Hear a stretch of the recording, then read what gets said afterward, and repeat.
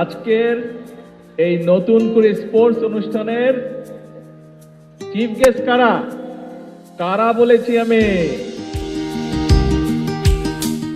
লিখিত বক্তব্য নয়, ওদের সাথে করব গল্প।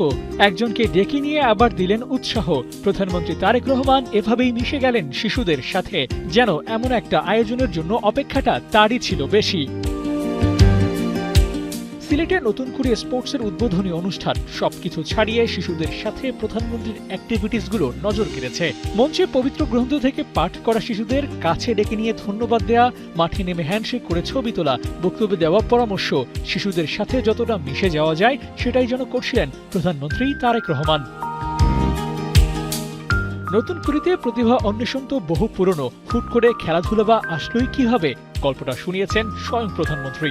যুব ও ক্রীড়া প্রতিমন্ত্রী আমিনুল হকের সাথে বছর চারেক আগে লন্ডনের এক সন্ধ্যায় হয় আলোচনা। সেদিন লক্ষ্যটা করেছিলেন ঠিক, ক্ষমতায় গেলে দেশের ক্রীড়াঙ্গনকে নিয়ে করা হবে বিস্তর পরিকল্পনা, আর সেটা যত দ্রুতই সম্ভব করতে হবে বাস্তবায়নও। স্পোর্টস নিয়ে আমরা কি করব বিভিন্ন বিষয়ে আলাপ করলাম।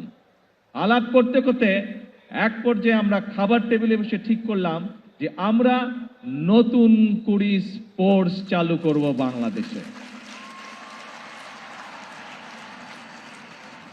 আর এই নতুন করে স্পোর্টসে কারা থাকবে?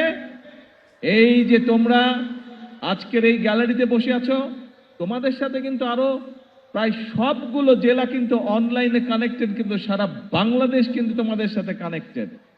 নতুন করে স্পোর্টসটা কাজ করবে কিভাবে, এর লক্ষ্যটাই বা কি?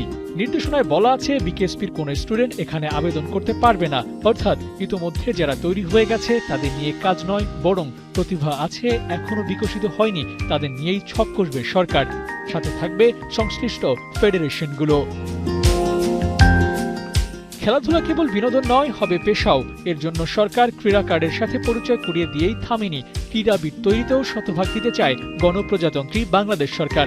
থাকলে প্রতিভা বিকশিত হবেই। আবু নাঈম, ৭১।